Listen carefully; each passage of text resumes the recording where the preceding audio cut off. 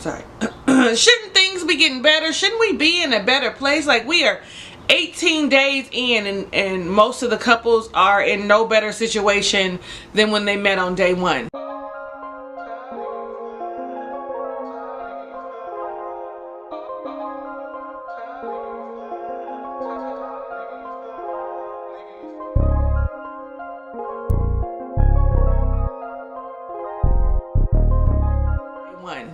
I am your girl, Talisa Rae. What's up? How you doing? Ray of Sunshines. We are reviewing Married at First Sight, Season 10, Episode number 9, The L Word.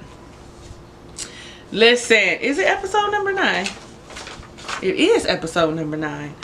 Listen, I done had to do this three separate occasions. Y'all, don't be coming for me when I be late. Y'all don't know what I have to go through to get some of this stuff done. The first time, it showed that it was recorded, and then I go to put it in my laptop to edit, and it's not there. So then I have to re-record it. Then I go to upload that, and then the first segment, this part is missing. So I have to do Jessica and Austin over. Like, I'm over it. So let's just talk about Jessica and Austin. So they are the easiest couple. The experts leave all the couples some homework. They tell them, delve more into love, get a deeper connection, talk about your past, your history, talk about how you relate to love or your experience, or you connect or receive and show love. You know, the 5 love languages. So when Jessica and Austin talk about it, they're at home chilling, and she asks him, have you ever been in love? And he said, yeah, I've been in love. I've been in love before. My question to you is, how do you know? Because she said, yeah, I've been in love too. I think I've been in love. How do you know if you're in love? That's my question to you. How do you know whether or not you're in love? When he says it took him a year to say I love you, it didn't sit well with Jessica. I think he overthinks it. But then we find out later that he has really a deeper connection, or loves deeply. And so that could be why he takes so long to be like, I love you. You know, where you saw was like, oh, I want to tell him I love you already. You better tell him I love the way you're concerned for me. I love the way that you're caring for me. You don't love him yet because you don't know enough about him. But love is a feeling. Love is also an action word. And he is putting forth a lot of action. Like, I could see how she could be like, oh, I love you. But you know, we throw that word around rather easily. He notices that already. He already tells Jessica, you are words of affirmation. Like, he has paid enough attention to her already to know that that's how she shows love and how she receives and understands love. The funny thing is, she didn't catch that his is physical touch until he brought it up. He always wants a hug or a kiss, wake up in the morning, go to bed at night when she comes in at work. You know, she kind of said it like, you know, it might bug her a little bit, but in all actuality, I think she gets it now. I say that because when he did that small gesture of just plugging up her charger in the back of the bed, which is a small gesture, but being able to charge my phone and have my phone next to me on the bed is a big deal. She went and she hugged him as a thank you, because she knew that would show him that she appreciated what he did. A little later, they go on to the batting cage. It's her date to him, which I feel like is a great sign that she's paying attention to him. He said that he had been playing baseball for 20 years of his life. So he played all the way through college. And so for her to take an interest in something that he was doing, because she doesn't normally play baseball, is a big deal. But then she gets in that batting cage, honey, and she kills it. Of course he kills it because that's what he does, but she kills it. First time for everything. She's very competitive. I think she's very athletic. She's a little bit tomboyish, which makes them more of a perfect match. And like I said, she already is like, I want to say I love you already. I'm all like, are you kidding me? Is she kidding? She's not, though. She's not, because it's the things that someone does for you that makes you want to love them. Think about it. When you tell somebody, when you're having sex, and you want to say I love you. It ain't that you love them, it's the act that they're doing. It's the way that they are making you feel. That's when you want to say, oh, I love you. Like, what the fuck? It's more like I love what you're doing to me. You know what I'm saying? When they cook for you, it's an action word for most people. Some people, well, I guess physical touch, that's some action. Acts of service, that's some action. Me telling you something, that's some action. I don't know, y'all. I really think that they're making great progress. I really think that they're starting to understand one another, that they're listening to one another. That is one of the things that I think most couples can take away from them. Like, though Katie and Derek are doing well, they can take away actually paying attention to what your partner needs and requires, and then applying it. Anyway, yeah, how do you think they're gonna fare? I think that they're gonna stay together to the end. Oh, I know what I wanted to say. I know some of y'all don't like Jessica. I know some of y'all think she's too controlling and too bossy, and it's not bothering Austin. If you pay attention, he's not affected by it, and it's probably because he is a mama's boy. The fact of the matter, though, is when he's tired of it, I don't see him being a pushover. I don't see him not being able to articulate that she working his nerves, that this is too much, that I need you to pull up. You know what I'm saying? I don't feel like he's going to have a problem with it. I just think that he's going to do it in love and kindness with respect, the way that it should be done. All right, y'all. Okay, let's talk Katie and Derek, the celebrities of the show. Ashton Kutcher and Lindsay Lohan. So when we see them for the first time, Katie is cooking dinner, and the first thing she says is, you're gonna have to tell me if it's okay. It might not have enough seasoning. You know that food be bland and it tastes like cardboard. I believe that Derek is like part Greek or something. Okay, I'm just saying Greek. It may not be Greek, but you get what I'm saying. So, you know, or Latin or something. And you know, we like flavor. Like, they like flavor. You know what I'm saying? All of their food has rich, good, tasty flavors to it. Nonetheless, he says, don't worry about it. I'm gonna let you know, because I can't have you going through our marriage thinking that this was good and it's not, and you be making it for me. I was like, good, because so many times you just deal with people's cooking because you love them. That's how you know you love them too. You be like, oh, this is the nastiest shit, but I love her, so I'm gonna eat it, and you just get used to it. So they decide that they're gonna talk about the questions at the dinner table. Okay, Katie and Jessica are like martyrs. Like, they like to be hurt or be in pain, because her first question is, I know you've never been in love before, but what will it take? Girl, if he say he ain't never been in love before, guess what he gonna say? Exactly what he did. I don't know. I don't know. Don't get in your feelings, because that's what you did. You got your feelings hurt. You got your feelings hurt, and you go into this whole tangent about this whole conversation about not being in love. The same thing you do every episode.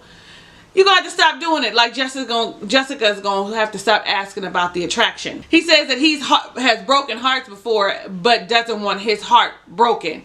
And I'm thinking to myself, now, how do you know what it feels like to have your heart broken? I mean, you've seen people maybe, but you may have gotten really close to it. He might have had some traumatic experience in elementary school where a little girl rejected him. It's not that he don't want his heart broken. He doesn't want to be rejected. He doesn't know what a heartbreak feels like. He knows what rejection feels like, though, so he doesn't want to experience that. So he's kind of cautious, I guess. I also feel like later on he talks about him having an emotional connection before. I feel like once he starts to build, something strong, he stops it before it gets to a particular point. That's what I think in my mind. That's what's going on in my head. Anyway, she gets all emotional because of her past hurt. She's all like, in the past I've been hurt. I don't want to feel that again. I don't want to have to go through that again. And so for that reason, I'm holding back. I don't want to open up. I don't want to be vulnerable because I don't want a repeat of the past. Now, I'm going to just say this. I'm going to just make this as plain as I can. Heartbreak and rejection are a natural order of things. Okay, that's how you learn what you don't like, what you won't accept. But what I am going to say is, Katie, you can't keep bringing your past baggage into your relationships. Yes, the pain hurt. Yes, honey. You're supposed to heal and learn from it. You're supposed to learn from it so that when you go into the next relationship, you're a little more cautious, but you aren't holding back. It would be so horrible for any of us to go into a relationship thinking about how hurt we were in the past, stifling something good that's right in front of us. This could be her match, but because she's afraid to let go because of him and what he's saying, and not just trusting the process, she might miss out because she has a block up. Listen, I'm not saying that she needs to go all in because that's what she wants to do.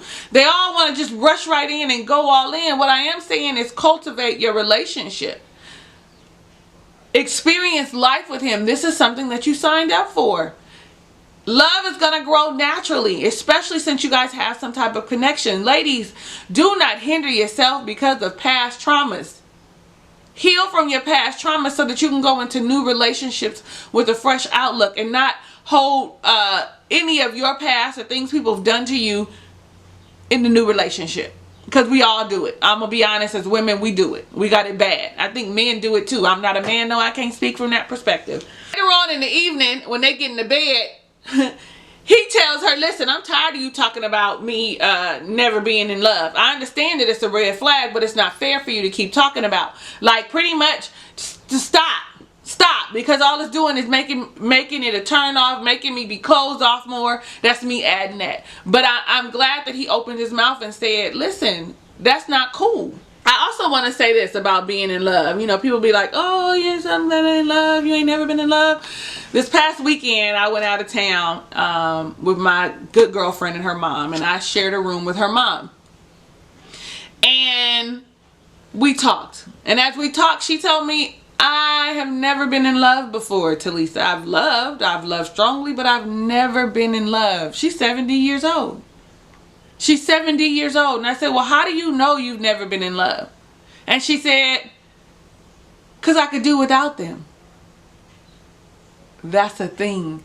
Because for me, when I know that I'm in love with somebody, it's because I can tolerate you. Even when you get on my nerves. Even when I'm irritated, I know that I'm in love because I still want you around. Like, okay, go away for now, but make sure you come back. You know what I'm saying? Or if I've wronged you, I'm quick to be like trying to fix it because I'm in love with you and I can't see myself without you. Like, it's the ability to tolerate somebody when everybody else gets on your nerves. Because imagine being in love or being married and not being in love.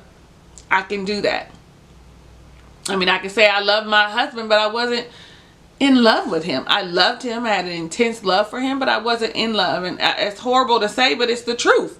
I realize that Katie needs some reassurance. She needs reassurance that he's going to be able to fall in love with her. Well, we can't give you that, Katie. I'm sorry. There's something that we can't give you. You saw that with your previous relationship. He realized he loved you though when he knew you were moving on. Maybe you too much. Maybe you putting too much pressure. Anyway, so Derek had set up a cute little date for them to do aerial acrobats or whatever it's called. And they were in the Uber. And there was some awkward silence at first. The one thing I'm going to say that everybody can take a page from this couple is that their communication is so great. Like they have that 1C down to a T. They communicate very well. He opened up by apologizing for snapping at her and just kind of explained to her where he was coming from. I like that she said, I apologize too, and I won't bring up the fact that you've never been in love before. When you lay it all out on the table and you apologize for something, you definitely move on from it. And you can see that their apologies were genuine and that they are going to move forward from it. They came up with a resolution, which was what? She's not going to bring that up anymore, and you know, he gonna work on not snapping. But I really don't think he snapped. I think that he shared how he felt, which was really important. When they go, the only thing I got out of their date was it would look like it was fun. And when she was hanging upside down, he went under there and gave her a cute little kiss. And she was like, that's nerdy, but I'm gonna let it pass because it's cute. Why? What is her thing about him? She did say he didn't have enough like swag, you know, when she was talking to her friends. He's an engineer. He's brilliant. His mind works in a different way. I don't even feel like that kiss was nerdy. But then again, I got a little bit of nerd in me. So I'm just saying, I like a good nerd. And that also should tell you something about why he's never been in love. Because his mind is analytical and he's calculating things a specific way. Most people that are really, really, really smart like that are socially awkward. I think that he holds himself very well, but if you take a look at him, you can see that what he's saying is calculated, is analytical, is well thought out. And so I think that that's how he thinks love should be too. I don't know. You guys tell me what you think about the two of them. I think that they're making great progress. Specifically in communication. I think that Katie needs to quit inserting these other men that she's dated into him. She wants him to look and act a certain way, and that's not who he is. She needs to look at him and accept him for who he is and see where that goes. That might be just what he needs. I don't know, y'all. Let me know down below in the comments. Okay, let's talk Zach and Mindy. So Mindy and Zach meet up at the park, and at the park there's the two dogs. She brings up the card that was left by the experts, because of course Zach don't live at the apartment with her, so he wouldn't know. When they read the card, she comes off and she comes out and says, you know, for me it's someone's thoughtfulness, the gestures that they make, you know, it's things like that. Okay. He asked her if, you know, like plants and flowers or flowers. She was like, they're all right, but she prefers plants. But that's not important. And she asks him, he switches the question back to her and talks in circles and says, well, what do you, and she comes back and says, well, what do you need to be married? What do you need to feel like you're married? Honey, when I say Zach just gets up and calls the little dog, what's the dog's name? I don't know what the dog's name is, but calls the dog. He don't even tell Mindy, oh, okay, wait a minute, Mindy, let me get my baby because she wandering off, or he wandering off. Let me go get her, because, you know, he just gets up. He makes my eyeballs itch. Like, I don't understand his thought process. I don't understand where he's coming from or why he's doing this whole experiment. Like, what's the point?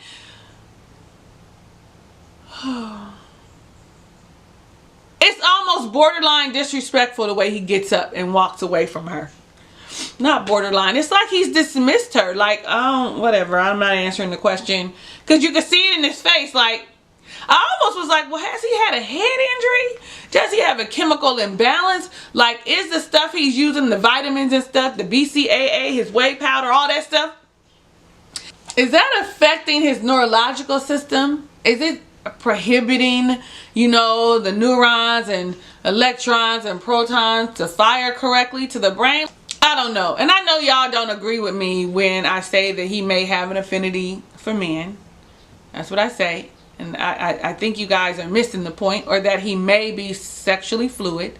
You're missing it, because I'm saying that he may be. I don't know the man from Adam.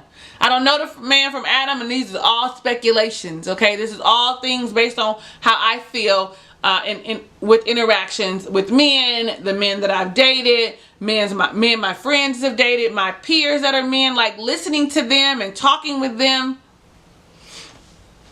He might be a gentleman, but if you can find something that you like about someone, that's enough to spawn more laughter, relaxation, comfortability. Like, it's enough for you to say, well, let me explore it. It's nothing about her that he's finding attractive. And so I find that odd. And I know Cliff was on my head. You women gonna have to stop pushing that agenda on men. Listen, you want to change the narrative? That's great. This is my opinion, and I'm gonna stick with it, Cliff. I love you, but listen, it's how I feel. There's something. If you're in this social experiment, this is my point. If you're in this social experiment and you're saying you find nothing attractive about her, but she's got all these great qualities, that don't add up to me. 1 + 1 is 2, not 3. 1 + 1 is not 11. anybody, if you can find something about them that you like, you can focus on that and you can enjoy their company. And in enjoying someone's company, you grow. Whether you like them or not, whether you love them or not, whether the 8 weeks you end or not, you end up being in a better space. You don't just be like closed off. Like, he's straight up closed off at this point. Now, of course, that changes just a little bit because a little later he calls his friend Lisa, and Lisa gets him together, okay? All the way together. What I do know is he talks in circles to everybody. That's why he don't show no emotion and shit, because he don't really know what the fuck he's saying. He was talking to Lisa and she was looking confused. I don't know, did y'all catch that? When they were talking, he discusses how the attraction issue, that he's not doesn't find her attractive, there's something missing, you know, that old bullshit. And I like that she said to him, you signed up for this social experiment. Why won't you invest in the whole entire process? Why won't you put yourself out there and have a good time? Why are you focusing on the emotional aspect? You got this girl over here feeling real lonely. You come back and she's by herself. She was like, I would feel lonely if I was by myself and I said I was going to do this, and I would keep, like, I liked that she said to him, don't play no games. You signed up, deal with it. And I think that that was the catalyst to maybe him opening up and relaxing. She was like, stop focusing on the emotional stuff. Ding, ding, ding, ding. Enjoy her company. Get to know her. You will be surprised that you might like her. Yeah. I know y'all say she look a little funny. Like, she's attractive, but there's something a little different about her. That might be true. But the fact of the matter is, if you relax, I don't know how many of you have ever met somebody that you weren't initially attracted to, but you started hanging out with them and you were like, oh, they cool. Oh, they're funny. Oh, I like them. Oh, I like their company. Next thing you know, you in love. It's not, they're not even, the people are, I don't even want to say you in love. You in strong like. I'm just saying. Well, I guess Zach decided, you know what, Lisa is making sense. So he calls Mindy for him to come over to Mindy's. Now I'm going to just say this. Mindy, you want the man to be attracted to you? Then you have to take off them lounge pants that make you look like you got a saggy booty or a diaper on. You have to entice him. You have to be attractive to him. Like, if you feel like if he says there's no attraction, he's really looking at your physical appearance. He can't get past that. So if he does have any inclination to wanting to be with you, you have to go ahead and figure out how to pull that out of him. It might take a little work, but let's start with take them fucking pants off and maybe put some yoga pants on. Put on something that's a little more attractive. You don't have to be dressed up, but you can be casually cute. Where's your loungewear? You better get on Fashion Nova. They got some cute little loungewear that you could just lounge around in the house and be cute. Be cute. Because right now, if I was him, I wouldn't be attracted to what you got on either. That's not enticing. That doesn't make me feel like, oh, look at Mindy. And you've been looking like that since jump. I think the thing that turned him off more than anything else was the fact that you didn't take a shower after being on the flight for 12 hours or however long y'all was on that flight. That was just nasty. It was just nasty. It was. It was. And then you turn around and you say, because y'all playing cards and games and you put some mask on, then you turn around and say, oh, wouldn't it be cool to switch masks? No, it's not. He seems to be very pristine. He seems to be at least at minimum a metrosexual. So he cares about his appearance, the way he smells, the way he looks, the environment around him. If you haven't picked up on that yet, then that's a problem. If you want him to be attracted to you, then you need to look at him and be like, oh, okay, well, he probably would find that gross. Not change who you are, but take a shower. Take pride in your appearance. Stop wearing that ponytail in the back of your hair like that. Like, comb your hair. Comb it. I don't know, y'all. You let me know what you think down below in the comments. I think that she could put in more effort in her appearance. Maybe that would help him some. But I am glad that Lisa pulled his coattail, and so he's now seeing things in a different light. I can't wait till the next episode because they're having like this physical touch moment, you know, and she's on his on his lap straddling him. I really want to see what that's about, because he's like, you know, he likes her. He felt something, I want to see. Okay, maybe next week I'll change my mind. We'll see what next week brings. Y'all see me rolling my eyes already. Let's talk about Meka and Michael. I know I didn't say it earlier, but I feel like this is long. This is going to be a long one, okay? So if it's too long, break it up in pieces. Break it up in pieces. If you've gotten here and you need a break, you might need a break. Put it on pause, come back later. This is where you can pick up at. Whatever this number is, pick up right here, because these last two probably going to take me a little bit of time. I just want you to know how much I love a man that will help me take down my hair, like take out my weave, help me take my braids out. My late husband used to help me with that stuff. He used to wash my hair. He used to help me deep condition it, especially when I originally went natural. We would do hot treatments. Like, he did care for me immensely, and I realize now that his love language was acts of service and physical touch. Nonetheless, you know, in his confessional, he says that he's helped take down hair in his day or time or two or whatever. You know, he do have a sister. But he asked her, okay, so what do I need to do? Well, tell him, don't get upset. I understand your hair for you is like Samson, Meka, but don't get mad. I get it. You got to teach him. If you feel like you guys are going to pass the 8 weeks, which I'm not sure about, but you guys will probably say yes, just for the sheer fact of saying yes, okay? If you guys are going to go past the 8 weeks, you're going to have to trust him. I think that that's your biggest issue, and that's why you're single, is because you have trust issues. And it ain't just with Mike. I think it's been every relationship prior to Mike. You find something wrong and you have trust issues. That's why this whole he lying, honesty thing is a problem for you, because somebody has lied to you. So at this time, they feel like they're more relaxed to me. They seem like, okay, they're making progress. Oh, I'm actually really hopeful. Until he said he denied the job as the principal at the Catholic school. However, I do have another job lined up. It's for a different school as a director. I think it works better for our lifestyle and what's happening and blah, blah, blah. Like, he gives valid reason. And she doesn't believe him. She doesn't believe that he denied the contract. She pretty much is saying she don't believe that he ever had that job offer to begin with. And so she's just like in her confessional that he's he's lying. I can't stand all these lies. I'm all like,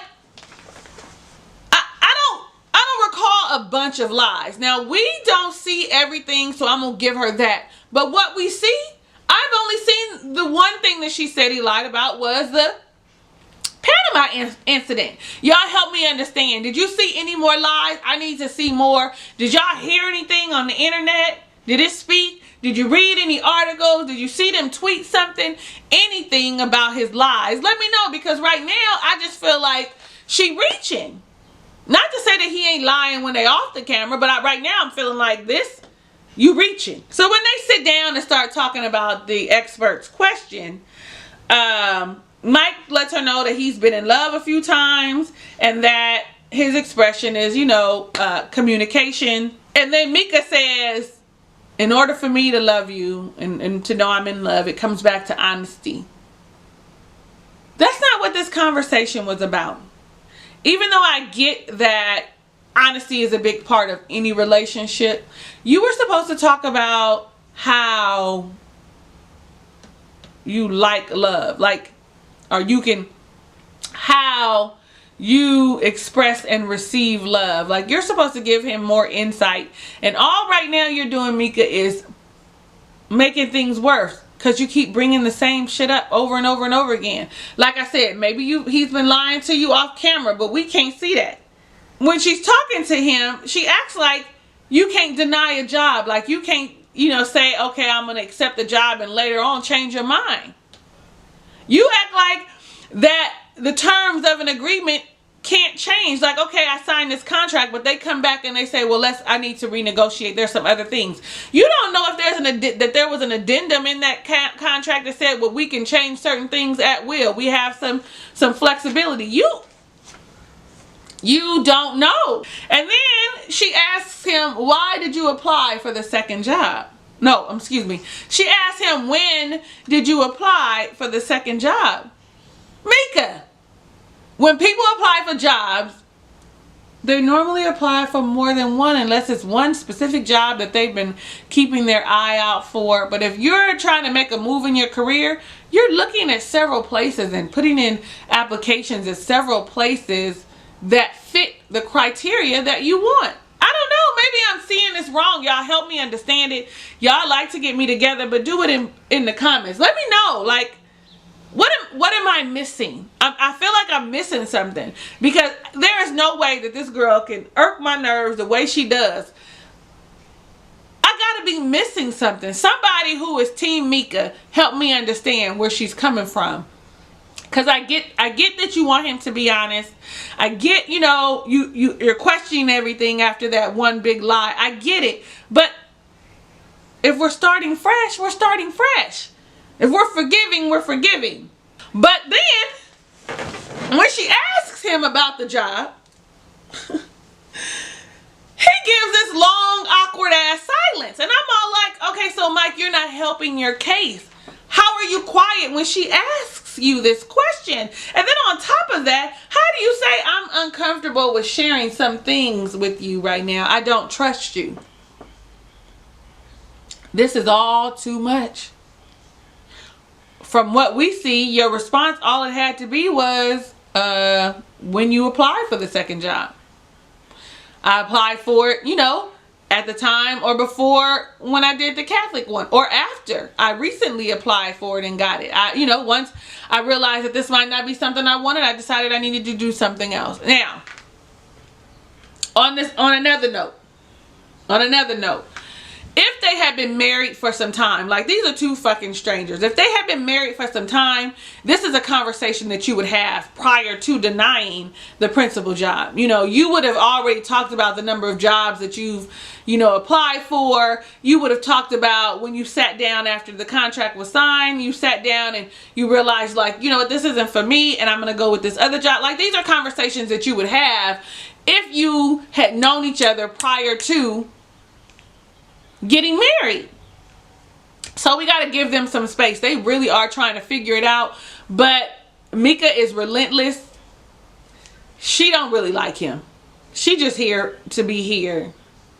She is like disconnected when they call, like when he's talking. What I realized is when he said that he's not comfortable with her, it's because she's always looking for something. When he later on said she's looking for that aha, I got you moment, I felt that. I was like, that could quite possibly be true. You want him to be caught up in a lie. Like,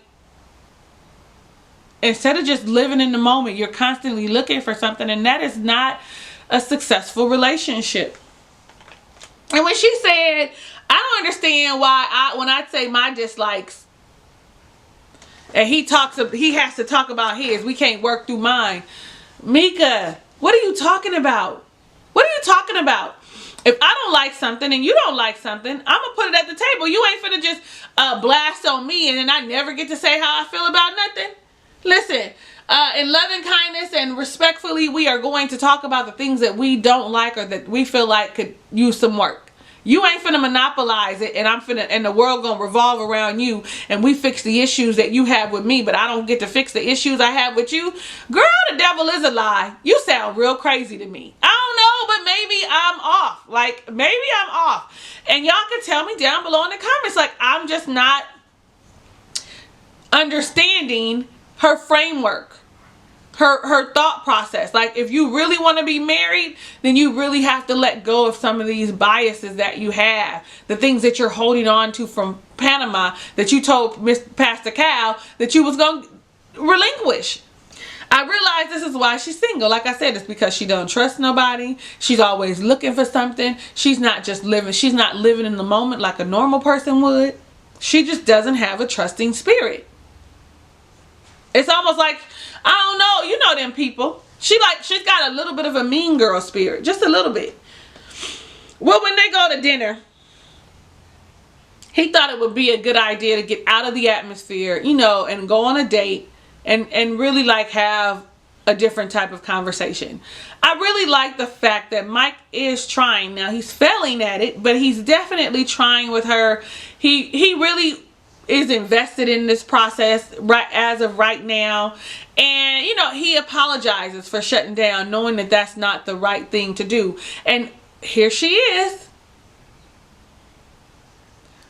not receiving what he says, looking like whatever. Y'all know the look. That's how she was looking, like, yeah, whatever. You're gonna be by yourself if you can't open up and hear somebody else's side or someone else's point of view. And I like that he started talking about different perspectives, that there are different perspectives to different things. And I really like that, because that maybe that jogs something and they're like, oh, maybe he's right. I don't think that she's ready to be married, though. I'm gonna be honest. I mean, I want everybody to find their person, especially black women, because as black women, we are left behind. You know, black women, if you're in your late 30s, early 40s, you probably have several friends that are single and have never been married. It's like we're the last to get married, or we don't get married at all. And I don't want that for this young sister. You know what I'm saying? I want her to get her shit together. I don't want this for her. I don't want this for any sister. You know what I'm saying? Like, especially if the thing you want is to be married, that's what I want for you. I want you to be in a place where you're happy, where you're whole, where you are healthy and can go into a relationship so it's successful. That's why they call me the wife style coach.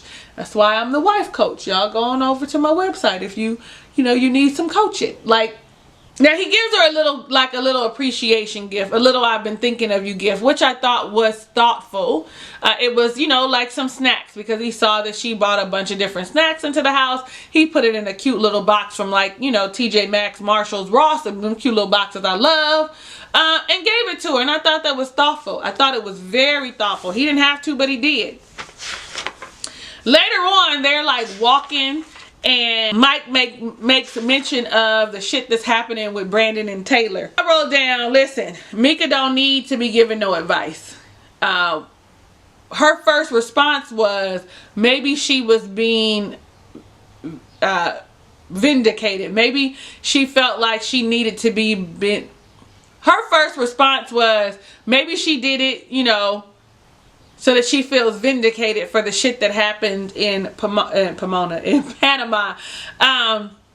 Maybe, she wanted a little revenge. Well, in a marriage, you can't do that. And I know she later came on back to say, I would tell her that she needed to apologize and that you're married and you can't be out here saying that you're single. But the fact of the matter is, your first response was maybe she felt like she needed to get revenge for Panama.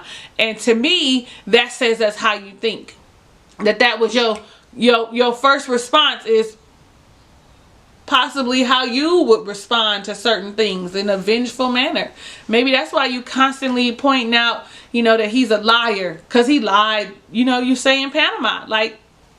But then here we are in DC, and ain't nobody touch nobody. So I'm kind of with David on this. Like, who was lying? Maybe you received what he said was wrong. Or then again, maybe he was put on the spot and now he has to abide by the rules. They go have pedicures together. Me and my husband used to have pedicures every month together. Like, I went every 2 weeks, but he came monthly, to the point that when he passed away, our manicurist was like, where's your husband? And she actually cried and was like, oh no, we were a fixture. Every month you could count on us to be in there together, laughing and clowning. And I thought that was a great bonding moment. But no, she had to find something wrong with him. And she might have been clowning and joking, where most people would receive, oh, your feet look like, all my life I had to fight. Yeah, she's a little immature. But he does not. He does not see it that way. And then I wanted to say this. She told him that she was going to say something positive. Who's the liar now, Meka? Because what you said in your confessional was a lie. You weren't going to say anything positive. You were going to make fun of his feet because they look rough. Who's the liar now? Maybe y'all a match made in heaven. Oh shit, maybe you're a liar too, and that's how come you can recognize that he lies. I'm just saying. I'm just asking. I don't know. Like, I don't know these people from Adam, but I'm speculating. I'm going off my own thought process. I know y'all don't like when I do it, but whatever. Y'all let me know down below in the comments.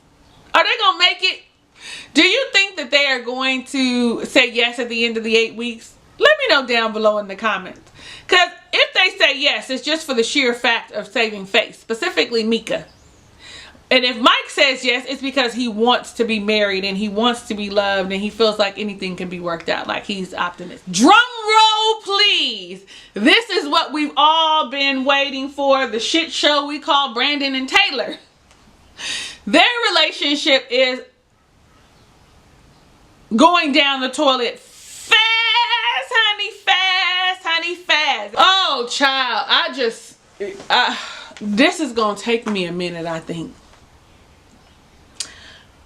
When they talk about, they're in the house, they're on the couch, and they start talking about their homework assignment from the experts. And really, I really feel like Brandon doesn't really understand the question. You know what I'm saying? Or a lot of things. My husband would follow my lead on certain things. My husband was, you know, a reformed thug, okay? He was in the streets, where I'm a little more refined, you know, little more well-versed in a lot of things that he isn't. So sometimes he would wait and hear my response before he would respond, because he was trying to figure out, well, what is being asked or what is the next step. And I really feel like that's the thing with Brandon, and Taylor is not giving him any space for that. Like, I feel like he's not sure how to answer, in addition to being afraid, like tiptoeing around because he doesn't want to say the wrong thing. I think it's a combination of things with Brandon at this point. After his fuck up in Panama, I really feel like he thinks, you know what, I need to tread lightly. I like this girl. I want us to work, but I need to tread lightly. And so in order to do that, I have to be cautious of the things that I say. And then if I don't understand the fucking question, I'm going to deflect to you. She says to him that they aren't in the best space and that things have changed between the two of them. And it has. Shit has happened, but you said that you would hit the reset button. Didn't I tell y'all? Don't I always tell y'all? The fact of the matter is, if I say that I'm going to forgive you, or we can start over, or scratch that out, you have to literally wipe it clean. Don't say that you agreed to resetting something if you don't. If you're going to harbor on it, if you're going to bring it up, honey, why say I forgive you? When she says that she likes people to have genuine concern and affection for her, and he agrees with it, she's irritated by it. What I just tell y'all? This is why I said what I said. He doesn't really know what to say. He was like, oh yeah, me too. Because he doesn't really know what to say. Then he goes on to expound, and you know, he talks about that he was in love a few years ago, and when he is in love, that he wants to spend time with him, that he wants to spend time with them, that he misses them, wants to be with them on a regular. And so she says to him, oh, well, I don't feel like you want to spend time with me. Well, he don't love you yet. And honey, the attitude that you got while you sitting here on this couch is not welcoming or conducive of an environment where someone wants to express themselves. I don't know, y'all. You know, get me together down in the comments if you feel like you don't agree with me. He lets her know, you know what, you know, I'm going off your vibe. I'm going off a vibe. And she was like, no, you're not. You're not going. Okay, whatever. Gets the attitude like, y'all, the vibe she's giving off is, I don't want to be bothered. Her mouth is saying I want to be bothered, but her vibe is all like, leave me the fuck alone. It's so funny looking at her. I see a lot of the younger me in her. I see a lot of, you know, she's intelligent, she's beautiful, she's articulate, but she's thinking she's communicating her emotions one way and she's not. I've been told several times, and I'd be like, no, I show you that I love you. They'd be like, no, I don't even know if you like me. It's the thing. We see things, we can feel like we're expressing things one way and we're not. animosity and the shit that's in the back of our mind that we didn't let go of, that's what's showing in the forefront. We might say we want you to spend time with us, but our actions are not matching our words. And they're going to go always by your actions. He asked her, about spending more time together. Okay, I like that. And she's all like, well, I want you to want to do it on your own. I shouldn't have to ask. I'm so irritated right now. Like, the point of communicating is so that people know what your needs are and what you want and how to meet them. And the moment he says, okay, I understand and I'm going to work at it, or I want to do that, why are we quick to be like, well, I want you to do it on your own? He acknowledged it. Now let him do it. Now, if he don't do it, if he keep being in that room and on that Xbox, girl, that's a whole nother thing. If he's saying to you right now in this moment, I'm going to do it. If he don't move forward with it, then stop trying. We don't see some shit. Like, I keep trying to remind myself, we're only seeing bits and pieces of their relationship. In this moment, I'm actually giving him some credit for communicating. Listen, rightfully so, her wall is up. Y'all, I don't want y'all to think that I don't feel like he was wrong in Panama. He was absolutely wrong. He was abso-fucking-lutely wrong in Panama. He was very disrespectful in Panama. My whole thing is, when you agreed, Taylor, that you were setting the reset button should have been set. Like, that's something that you have to learn. That's something that I had to learn. If I'm going to say I forgive you, it has to be for real. I can't just be the words that I'm saying. Otherwise, it comes out like... She said that he lacks originality and initiative. I was like, well, damn. Well, damn. Then walk away.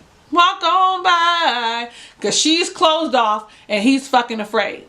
He ain't gonna initiate anything. Sometimes I go and then I see her in there on her phone, or she has a certain vibe, like, leave me alone. And I leave her alone. So the next day she makes a king's feast. Or is it later on that night? I'm not sure. She makes a king's feast. The food looks delicious. Makes his plate, sends him to sit down, makes her plate, comes sit down, takes a photo of her plate. And it's on her phone. Brandon is over her being on her phone, constantly on her phone. I feel like he needs to say something. He needs to say, do you mind putting your phone down while we're together, or while we're conversing, or while we're chatting, or while we're spending, QT, any of that. He needs to vocalize that, because I can see where it becomes irritating. I've had a man or two tell me, put your phone down. Why you got your phone in your hand? Like, my bad. I'd be like, my bad, I was just checking to see if my kids called or whatever. But I probably was checking Instagram chat. I was probably bored. Ain't no telling I wasn't interested. Who knows? And that's the vibe that he's getting from Taylor. And then there's silence. Like, y'all ain't even having conversations. You sitting there together having dinner and there is no conversations. Okay, so I actually commend him for saying that feels put off by her attitude, her bad attitude, and that it's hard for him to communicate with her. And then she says, try harder. So what you want him to do, girl? You want him to break down the brick wall, climb the wire fence, go over the barbed wire, only to get attacked by dogs. Vicious, malicious, hungry dogs. Like, that's how I feel. Like, you want him to go through all these obstacles only to get on the other side and to get his ass chewed off anyway. Now, like I said, we don't see what goes on in between time, in the meantime. But there's nothing about her attitude right now to me that's saying, I'm going to allow you to try. All of it is saying, I'm punishing you for what you did to me in Panama. And I'm going to say it again. Not that she isn't right to feel the way she feels. She just should have never said, I'm going to reset. Yeah, I told you it was unpopular. I don't think y'all gonna agree with me. And that's okay. Just do it down below in the comments. You know I like talking to y'all. I looked at my notes here and I said, you want him to talk more, but you aren't making it easy or welcoming. You're not inviting it. If he's talking, y'all know how we do. When we upset about something, they come trying to talk, what we do? Why are you talking to me? Don't talk to me right now. Like, that's what we do. We send out the signal of leave me the fuck alone. Now, I mean, if you're going to be honest, because I'm being honest. I know that when I was married that was what I did. I mean, that's how I became this enlightened person that you see in front of me, reflecting on my marriage. Like, I don't always feel like I gave him a fair shot. A lot of times. It's not about me. This is about Taylor and Brandon. Taylor, listen. He fucked up, sis. Panama, he fucked up. He fucked up not once but twice in Panama. And if you aren't really going to forgive him and move forward, then walk away, sis. Why are you wasting your time and his? It's unfortunate because y'all do look cute together and you probably could have had something good. I don't know. We haven't seen any really good moments from you, from the two of you. You've been on your phone a lot and he's been an ass a lot. Like, so if you aren't going to give it a real shot, Taylor, I say walk away. I say walk away. Stop wasting your time. Well, listen, honey, Brandon is at the apartment and he's doing like a phone cam. You know, the cameraman ain't around, so sometimes you got to record by yourself. And he said, you know, Taylor then took her happy ass on social media and told her followers that she was single. It wasn't a live. I don't know if it was a recording, but whatever it was, she was like, why is it so hard for me to find a good man? And then went on to say what those specifications are. I've got minimal requirements. He has to be, you know, 6'3" and have a job and, you know, not a felon, no record, kind of cute. And then she's all like, it doesn't matter what ethnicity he is. Like, that's all that's all written on the screen. And then she ends it. This is the coffin in the nail. I guess I'm going to be single forever.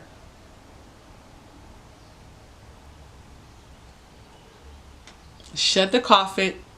You just shut the coffin and buried yourself with, I guess I'm going to be single forever. Now, I don't know how y'all feel about that. I mean, they are in a committed process. You are married. You don't know this man. But you signed up and you wearing this ring and you married to this man. And you just said that? Now that, if you weren't being spiteful, if you weren't trying to embarrass him and be hurtful, if you weren't being vengeful, if there was no malice intent in that, then you lying. Because baby, that cut deep. I mean, I don't know how many of y'all was like, I was taken aback by it. I couldn't believe that she would take to social media as if no one else would see it. You knew Brandon was watching you. Later on, she talks about it wasn't a sub. It's a sub. So when Brandon is talking about this, you see that he's hurt and he's frustrated. Like, well, what am I doing here? Why would she do this? And does what he feels is best, which is packs up his shit and he leaves. Leaves the keys and he leaves. Now, I feel like he should have left. But after a conversation. Like, I feel like he should have had a conversation with her. He should have talked to her and discussed what he was feeling. Like, this is the perfect opportunity to lay shit on the table. She just did something that you weren't a fan of. And you just walked away. I got a guy friend that was in this relationship. And he was telling me how they aren't together anymore. And that he just picked up his stuff like a thief in the night. And left, didn't have a conversation. He was like, well, she knew it was over way before it was over. We knew it was over. I just left and I did it to avoid confrontation. A lot of men want to avoid confrontation and arguments and disagreements. But this is one of those things that you can't. This is one of those things that you need to express how you feel about it. So here we are, day 20. We see Taylor coming into the house, put her key on the table, rubbing on her little lassie dog. She's got on her clothes from the night before. Sis, you didn't know he had moved out? So you coming in, you're doing a mat. You coming in the next day? Again, these are all signs that you're trying to prove a point. What are you doing? What's happening? She goes through the house and she sees all this stuff is gone. And she's all like, well, if the boy doesn't want to communicate, if the boy... She's definitely doing tit for tat. Definitely trying to prove a point. trying to get a rise, trying to make him communicate. I'm not sure what her angle is with this, trying to pull something out of him. Listen, she does not want to be with him. I've come to the conclusion that it was all an act, that she does not want to be with him at all. Well, Dr. Viviana calls her and pulls her coattail.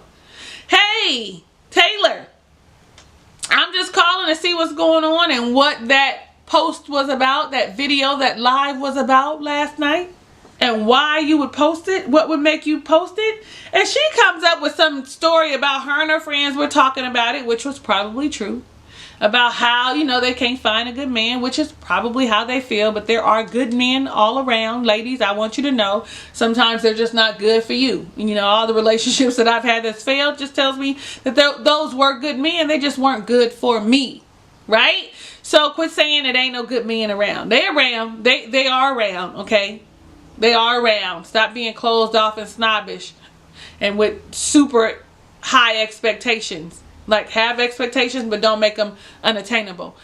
Off of that horse and back to Viviana and Taylor. And she talks about, so I thought it was funny. And I went on my live and shared it. Oh, you thought that was funny? These people know that you're in this marriage? You thought that was funny? You knew that this would be aired? You thought that was funny? Where? Because I didn't find it funny. I found it hurtful. I found it disrespectful. I found it like you wanted to get some revenge and some, like, I found it as petty. If you didn't want to be with the man, you didn't have to be with the man. Like, I know some of you will agree with what she did, so tell me that down below in the comments. Let's have a conversation about why you thought that that was the right thing, the right way to go about it, because that wasn't. In my eyes, it wasn't. Even Dr. Viviana says it's very embarrassing and hurtful. And asks her, how is this a fresh start? Oh. Like, instantly, she gets defensive and starts talking about all the things that she thinks that she's been putting out. Because I ain't seen it. Because she's defensive, it feels like it was meant to be hurtful. You feel like you have to save face because it was meant to be hurtful. Then she goes on, I want to say, oh no, it was on the phone with Viviana, right? Because she says, I gave him a fair chance. I gave him a fair second chance. And I was like, no, you didn't. And he didn't give himself a good fighting chance either. And then goes on to say, I'm happy that he moved out. She was not receptive to anything Viviana said either. What I realized is when she said that she had some growth, that she had grew a lot. No, she didn't. We see with all those toxic traits. And that's what you're used to. You're used to a toxic relationship, it feels like, because your response was to be toxic. That was, you responded toxic to toxic. Y'all should just walk away. Like, I'm not into breaking nobody's heart. I'm not into ruining people's lives. If I'm not happy and you're not happy, you should move on. What am I making you stay here for? If we can't fix it, if we've given it a gallant effort and we can't fix it, why are we still doing this? Let's just call it quits. Okay, so really quick, let's just talk about when Taylor and Meka met up. Like, Meka, again, shouldn't be giving no advice because she got all fucked up shit going on. However, she did tell her, you know what, you were wrong and you need to apologize. We made a commitment. Like, that was the gist of that. But Taylor, again, wasn't receptive because Taylor's closed off and she's over it. Get out the relationship and find you a new hairstylist. I hate that hair. Then we see Brandon and Mike together. They meet up. And Brandon says, listen, we worse off than Mac. That's their new name. Mindy and Zach. We are worse off than Mindy and Zach. I'm gonna agree. Shit, at least Zach, his eyes are opened by his friend Lisa, and now he's trying to put some effort into it versus the chaos that the two of them are in. Lastly, he says, like, what was her motivation? Why did she do that? What was the point? And then goes on to say, I don't know which one of them said that, but then he goes on to say, listen, she had said she had signed up for other reality shows like Temptation Island. You're not in a relationship, Taylor, so that means you would have been one of them single hot mamas for Temptation Island? You wanted to go, I'll take your man. That's what you wanted to do? Like, that's not a good look. And furthermore, now you got Brandon thinking that you just want to be on reality TV, that it don't matter what it is, that you just want to get your name out there, that you have a goal. Like, maybe you got an agent. You got an agent? He's pretty much washed his hands of this whole situation. He's like, she hasn't apologized and she doesn't feel like she needs to. An apology is needed. An apology is needed. It was embarrassing. It was hurtful. More than an apology, they need to just go separate, because I don't know if they're going to mend this rift that they have, especially when we see a sneak peek at next week's episode. Anyway, that concludes all of this episode. I am your girl, Talisa Rae. Thank you so much for watching my review of Married at First Sight, Season 10, Episode number 9, The L Word. Y'all let me know down below in the comments what you thought about this entire episode. Like, is anybody gonna make it other than Jessica and Austin? And now, are we about to see them flip the script on us too? Like, somebody, anybody tell us something. I don't know. I've been on a reality TV show before, and sometimes they have you do takes over and over to get the right take. Oh, could you say that again? Could you do that again? So, you know, some of it is going to be manufactured, but some of it is true and authentic. Listen, if it's your first time visiting my channel, you definitely want to click the subscribe button and become a ray of sunshine. You also want to click the notification bell. Those of you who are subscribed and haven't clicked the notification bell, you want to do it too. That way you're alerted when my Married at First Sight reviews come up. Lastly, because you like me and I will know that it's real, go ahead and give me a thumbs up. Hugs and kisses and lots of love. I'll catch you on the next video.